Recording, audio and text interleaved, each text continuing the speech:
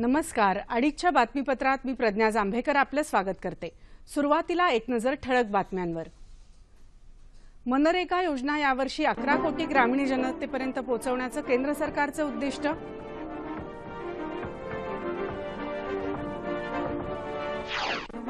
Reserve बँकेचं द्वैमासिक पतधोरण जाहीर, प्रमुख व्याजदर जैसे थे.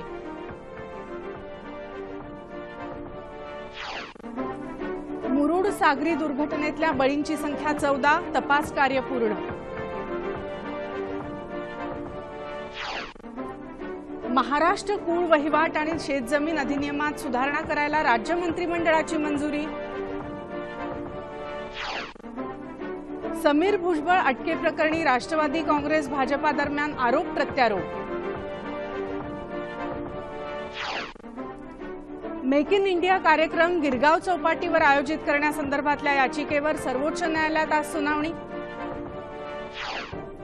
आणि जागतिक आरोग्य संघटनेकडून झिका हा विषाणूजन्य आजार जागतिक संकट म्हणून घोषित. आता सविस्तर वृत्त. रालोआ सरकारनं मनरेगा अर्थात महात्मा गांधी राष्ट्रीय ग्रामीण रोजगार हमी कायदा योजनेत सुधारणा करून योजना पुढे नेली, तसंच योजनेसाठी अधिक निधीही दिला, असं केंद्रीय अर्थमंत्री अरुण जेटली यांनी म्हटलं आहे. मनरेगा योजनेला 10 वर्ष पूर्ण झाल्यानिमित्त नवी दिल्ली इथं एका कार्यक्रमाचं आयोजन करण्यात आलं होतं. त्यावेळी ते बोलत होते. यंदा प्रथमच मनरेगा आणि इतर विकास योजनांना शेवटच्या क्षणी अर्थसंकल्पीय कात्री लावण्यात येणार नाही, असंही जेटली म्हणाले. ग्रामीण विकास मंत्री चौधरी वीरेंद्र सिंह देखील यावेळी उपस्थित होते.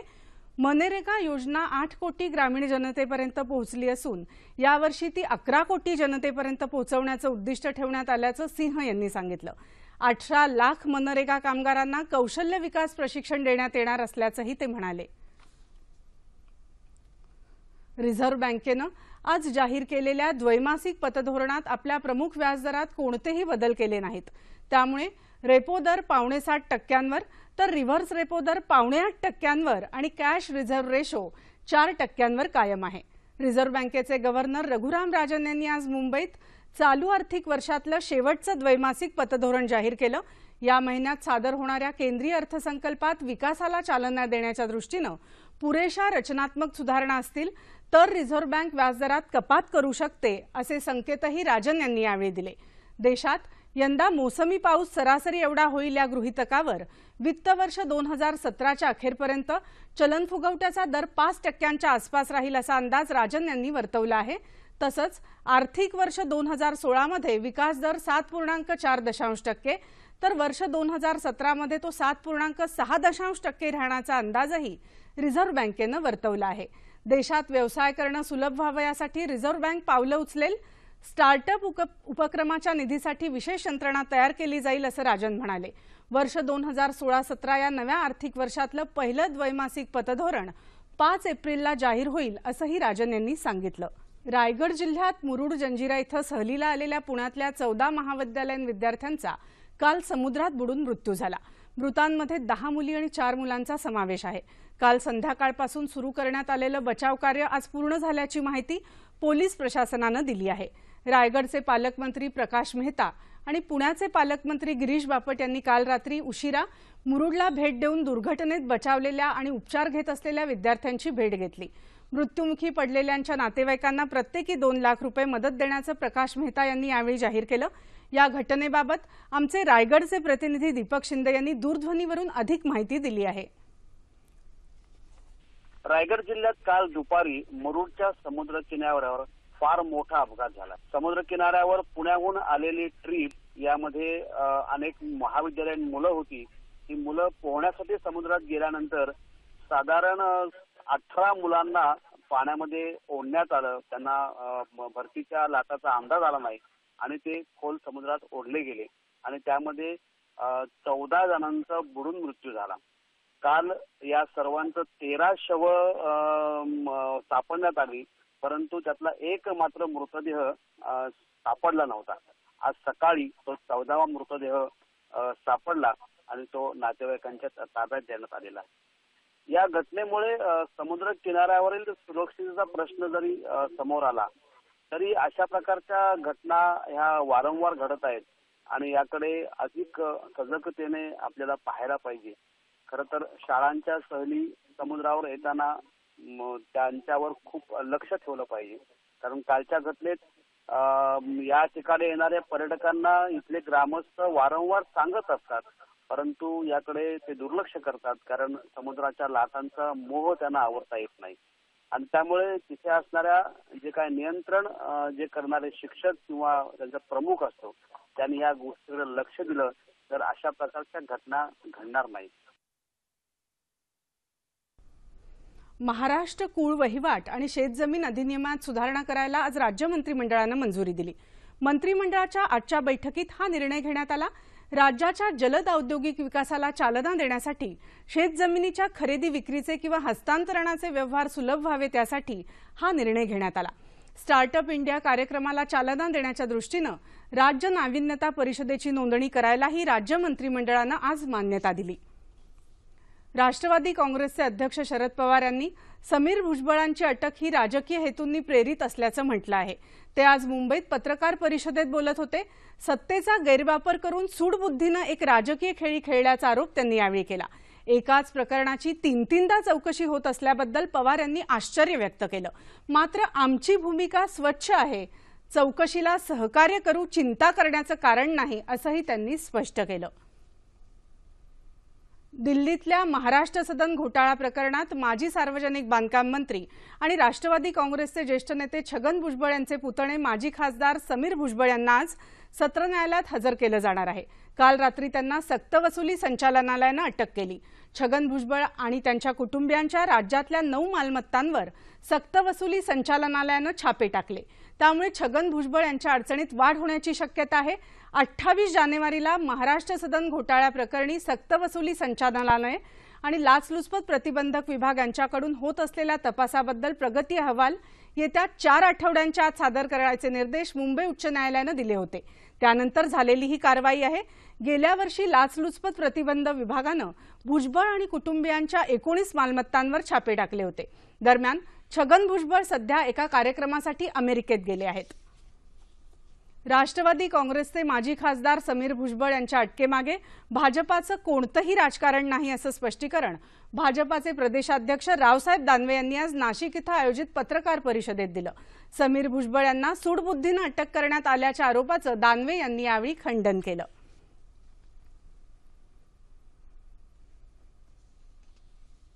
आयुर्वेदाची खरी क्षमता अजूनही उलगडली नसून पारंपरिक वैद्यकीय पद्धतींना चालना दिली जाईल असं पंतप्रधान नरेंद्र मोदी यांनी आज सांगितलं. ते आज केरळमधल्या कोझिकोडे इथं जागतिक आयुर्वेद महोत्सवात बोलत होते. आयुर्वेदाला जीवनाचं विज्ञान म्हटलं जातं. आयुर्वेदाला प्रोत्साहन देण्यासाठी सरकार वचनबद्ध आहे असंही पंतप्रधान म्हणाले.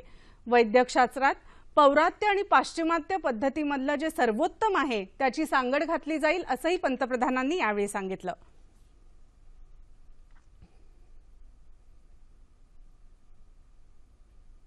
येत्या 13 ते 18 फेब्रुवारी दरम्यान मुंबईत होणाऱ्या मेक इन इंडिया अभियानासाठी गिरगाव चौपाटीवर कार्यक्रम करण्याबाबत आज सर्वोच्च न्यायालयात सुनावणी होणार आहे. गिरगाव चौपाटीवर कार्यक्रम करण्याबाबत असलेले निर्बंध लक्षात घेऊन गेल्या आठवड्यात मुंबई उच्च न्यायालयानं राज्य सरकारला परवानगी नाकारली होती. या निर्णयाविरोधात राज्य सरकारनं सर्वोच्च न्यायालयात अपील केलं आहे. 3 न्यायमूर्तींच्या पीठासमोर या प्रकरणाची आज सुनावणी होणार आहे. याआधीही काही कार्यक्रम गिरगाव चौपाटीवर करायला परवानगी देण्यात आली होती असं राज्याचे सॉलिसिटर जनरल रणजित कुमार यांनी स्पष्ट केलं.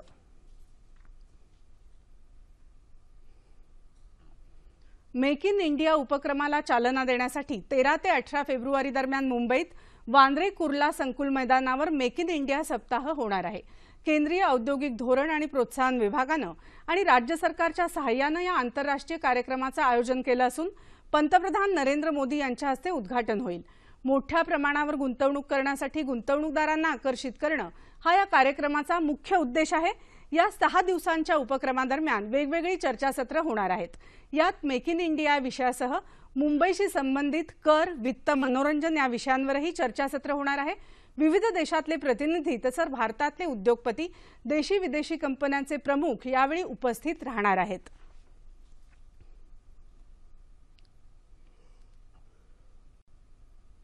समलैंगिक संबंध हा गुन्हा ठरवावा की नाही याबाबत आज सर्वोच्च न्यायालयात सुनावणी होणार आहे। अशी सुनावणी बंद खोलीत होते, मात्र आज खुल्या न्यायालयात सुनावणी होईल।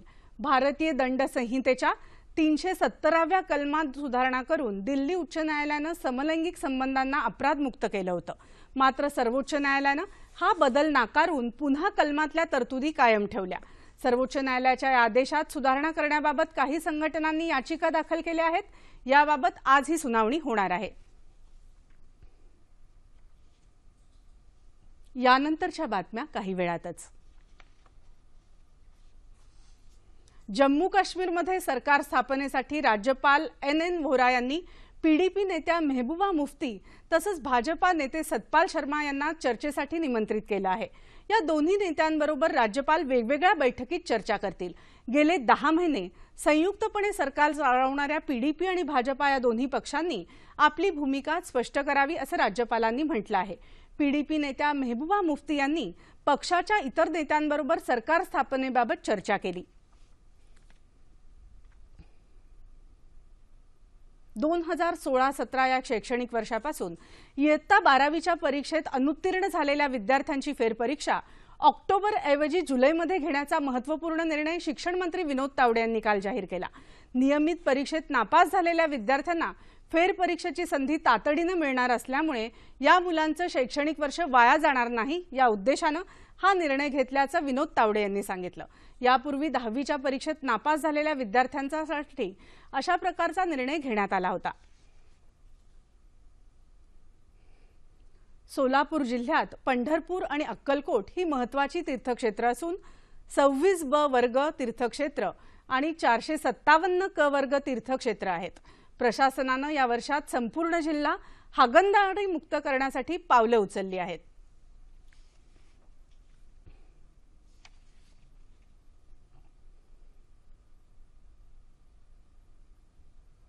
या तीर्थक्षेत्रांमुळे पर्यटन वाढत आहे।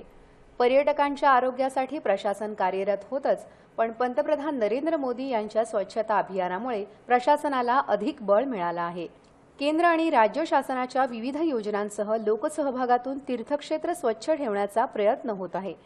जिल्हा प्रशासनाचा हा प्रयत्न स्वच्छतेचा सोलापूर पॅटर्न म्हणून ओळखला जाऊ लागला आहे। सोलापूर जिल्ह्यात एकूण 9 नगरपरिषदा आहेत। यापैकी 7 नगरपालिका हागणदारी मुक्त जाहीर केलेल्या आहेत। उर्वरित 2 नगरपालिकेची कामं प्रगतीपथावर आहेत। त्यामध्ये प्राधान्यानं तीर्थक्षेत्र असलेलं पंढरपूर आहे। साधारणतः 95-96% शहर हागणदारी मुक्त करण्याचा प्रयत्न झालेला आहे। येत्या 8-15 दिवसात उर्वरित शहर सुद्धा हागणदारी मुक्त करण्याचा प्रयत्न चाललेले आहे। पंढरपूर विकास प्राधिकरणाच्या माध्यमातून पंढरपूरमध्ये महत्त्वाच्या ठिकाणी बहुमजली सुलभ शौचालये बांधण्यात आली आहेत। भीमा नदीच्या वाळवंटात देखील स्वच्छता आहे। प्रशस्त वाहनतळ, मोठे रस्ते, निर्मळ आणि शुद्ध पाणी यामुळे जिल्ह्यातील पर्यटनाला चालना मिळत असून रोजगार निर्मितीही होत आहे। प्रशासनाबरोबर स्वयंसेवी संस्थांच्या सहकार्यामुळेच स्वच्छता अभियान यशस्वी होत आहे। महाराष्ट्र प्रदूषण नियंत्रण महामंडळाच्या संगणकीय ऑनलाईन वेब पोर्टल सेवेचा शुभारंभ पर्यावरण मंत्री रामदास कदम यांच्या हस्ते झाला। या सुविधेमुळे उद्योजकांना आता पर्यावरण विषयक परवानग्यांसाठी केवळ एकदाच कार्यालयात येण्याची आवश्यकता आहे। बाकी सर्व व्यवस्था ऑनलाईन पद्धतीने होणार असल्यामुळे उद्योजकांना केवळ 60 दिवसात पर्यावरण विभागाच्या परवानग्या मिळतील। या सेवेमुळे उद्योजकांना दिलासा मिळण्याबरोबरच नव्याने उद्योग उभारण्याच्या पद्धतीत सुलभता येईल असा विश्वास पर्यावरण मंत्री रामदास कदम यांनी व्यक्त केला। प्रदूषण तसंच विजेच्या बाबतीत उद्योजकांना दिलासा दिल्यास उद्योजक महाराष्ट्रात गुंतवणुकीसाठी प्राधान्य देतील असं कदम यांनी सांगितलं।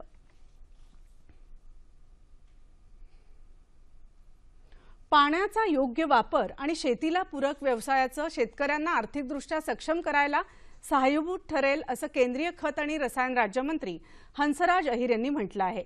चंद्रपूर इथं आयोजित जिल्हास्तरीय जल आणि कृषी प्रदर्शनाचा काल समारोप झाला, त्यावेळी ते बोलत होते। नदी आणि नाल्यांवर छोटे छोटे बांध बांधून पाणी अडवणं गरजेचं आहे। हे बंधारे बांधण्यासाठी लागणाऱ्या निधीपैकी 80% निधी हा केंद्र सरकारकडून आणण्यासाठी आपण कटिबद्ध आहोत। यासाठी जिल्हा प्रशासनाने प्रस्ताव तयार करावा अशा सूचनाही अहिर यांनी यावेळी दिल्या। आधुनिक पद्धतीची शेती करताना शेतकऱ्यांनी उत्तम तंत्रज्ञान अवगत करणं गरजेचं आहे। हे तंत्रज्ञान या परिषदेतून शेतकऱ्यांना देण्याचा चांगला उपक्रम आहे असंही ते म्हणाले। शेती क्षेत्रात उल्लेखनीय कार्य करणाऱ्या शेतकऱ्यांचा यावेळी गौरव करण्यात आला। इच्छा तिथं मार्ग या उक्तीप्रमाणे जळगाव जिल्ह्यातल्या एका उच्चशिक्षित शेतकऱ्यानं परिसरात पाणी टंचाई असताना जलव्यवस्थापन आणि सेंद्रिय खतांचा वापर करून चंदनाचं शेत फुलवलं आहे। वडिलोपार्जित तब्बल 200 एकर शेती, परिसरात पाण्याचा कोणताही स्रोत उपलब्ध नाही, अशा अवघड परिस्थितीत जळगाव जिल्ह्यातल्या नागझरी इथं राहणाऱ्या मिलिंद चौधरी या एमटेक झालेल्या शेतकऱ्यांना 8 किलोमीटर अंतरावरच्या गिरणा नदीचं पाणी पाईपलाईनद्वारे आपल्या शेताला पुरवून चंदनाची शेती केली आहे। 12 एकर क्षेत्रात 5,000हून अधिक चंदनाच्या झाडांची लागवड केली आहे। चंदनासोबत चौधरी यांनी शेतीला पूरक अशा फळबागाही फुलवल्या आहेत। चंदन आपल्याला 15 ते 20 वर्षांनी त्याचं उत्पन्न मिळणार आहे। याच्या व्यतिरिक्त आम्ही ओनियन सीड प्रोडक्शन करतो। हा कांदा 40 ते 50 रुपये किलो विकला जातो, म्हणजे आपल्या कांद्याच्या किमान डबल व्हावा त्याचा असतो, म्हणून आपण तो एक यशस्वी प्रयोग केलेला आहे। या सोबतच आम्ही एक घोड्यांचा स्टड फार्म पण उभा केलेला आहे। आज माझ्याकडे 20 वर्षापासून एक घोड्याचा स्टड फार्म आहे। दरवर्षी आम्ही 3 ते 4 घोड्याची पिल्लं विकत असतो आणि त्याच्यापासून आम्हाला एक ॲडिशनल उत्पन्न मिळत असतं। आमच्याकडे जे आवळे किंवा आंबे आहे हे फॉरेस्ट कल्चरमध्ये डेव्हलप झालेले असल्या कारणाने ह्या आवळ्याचा आम्ही रस काढून दरवर्षी 4 ते 5,000 लिटर रस हा विकत असतो। आवळा, आंबा, डाळिंब, केळी, कांदे अशा अनेक फळभाज्या चौधरी यांच्या शेतात पाहायला मिळतात। सेंद्रिय खत निर्मितीसाठी आपल्या शेतात पाळलेल्या गायी, घोड्यांच्या मलमूत्रांचा वापर केला जातोय। पिकांचं आणि पाण्याचं उत्तम व्यवस्थापन आणि सेंद्रिय शेतीतून भरघोस उत्पादन घेणाऱ्या चौधरी यांची शेती करण्याची पद्धत इतर शेतकऱ्यांसाठी प्रेरणादायी ठरेल हे नक्की। येत्या 7 फेब्रुवारीला आळंदी इथं अखिल भारतीय मृदंग संमेलनाचं आयोजन करण्यात आलं आहे। या निमित्तानं 7,000 मृदंगवादक आपली कला सादर करतील। मायर्स MIT संस्थेचे उपाध्यक्ष राहुल कराड यांनी पुण्यात पत्रकार परिषदेत ही माहिती दिली। आध्यात्मिक गुरु श्री श्री रविशंकर हे प्रमुख पाहुणे असून बाबा महाराज सातारकर या कार्यक्रमाच्या अध्यक्षस्थानी असतील असंही त्यांनी सांगितलं।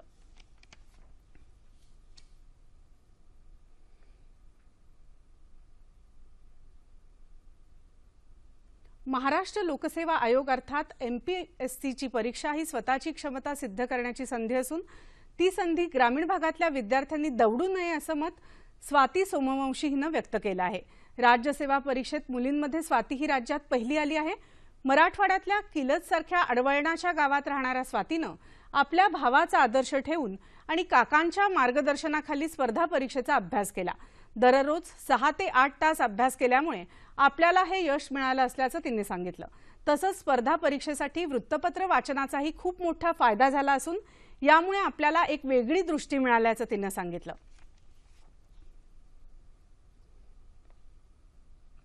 अहमदनगरमधील जिल्हा परिषद सभागृहात एका आगळ्यावेगळ्या समारंभात जागृती ग्रुपतर्फे 11 विधवा स्त्रियांना हळदी कुंकवाचा मान देण्यात आला। जागृती ग्रुप हा शहरातल्या महिला डॉक्टरांचा असून या उपक्रमासाठी हा ग्रुप स्थापन करण्यात आला आहे। या कार्यक्रमासाठी अधिवक्ते जिल्हाधिकारी अनिल कवडे तसंच अधिवक्ते शंकर निकम, प्रभात दूध डेअरीचे संचालक सारंग निर्मल, सकाळचे निवासी संपादक बाळ बोठे, पत्रकार आरती कदम उपस्थित होते। कार्यक्रमादरम्यान आंतरराष्ट्रीय पुरस्कार विजेत्या डॉक्टर शारदा महांडुळे लिखित एकटीच या वळणावर या पुस्तकाचं प्रकाशन करण्यात आलं।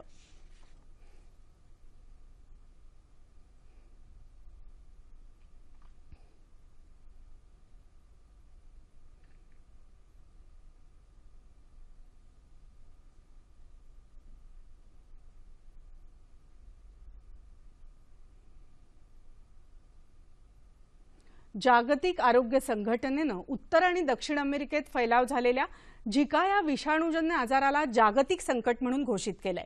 जिनिव्हा इथं झालेल्या आपत्कालीन बैठकीत ही घोषणा करण्यात आली। झिका विषाणूमुळे होणाऱ्या रोगाचा सध्या तरी भारताला धोका नाही। या विषाणूचा कोणताही रोगी आढळलेला नाही असं केंद्रीय आरोग्य मंत्री JP नड्डा यांनी सांगितलं। नवी दिल्लीत आरोग्य मंत्रालयात एका उच्चस्तरीय बैठकीत झिका विषाणूबाबतच्या सर्व मुद्द्यांवर सविस्तर चर्चा झाली। उत्तर आणि दक्षिण अमेरिकेत सुमारे 40 लाख लोकांना या रोगाची लागण होण्याची भीती व्यक्त केली जात आहे। हा रोग डासांमुळे होतो। या रोगाची लक्षणं पटकन आढळून येत नाहीत, मात्र नवजात बालकांच्या मेंदूवर या रोगाचा परिणाम होतो।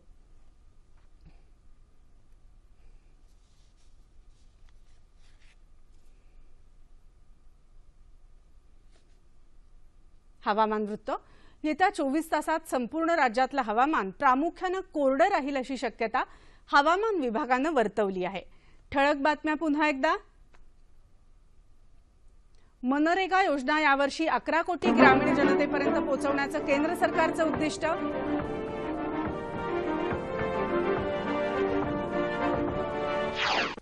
रिझर्व्ह बँकेचं द्वैमासिक पतधोरण जाहीर. प्रमुख व्याजदर जैसे थे. मुरुड सागरी दुर्घटनेतल्या बळींची संख्या 14. तपास कार्य पूर्ण.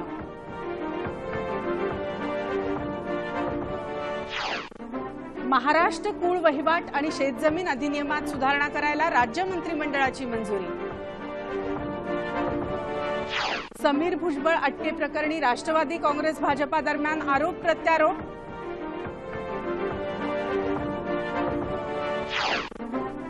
मेक इन इंडिया कार्यक्रम गिरगाव चौपाटीवर आयोजित करण्यासंदर्भातल्या याचिकेवर सर्वोच्च न्यायालयात आज सुनावणी.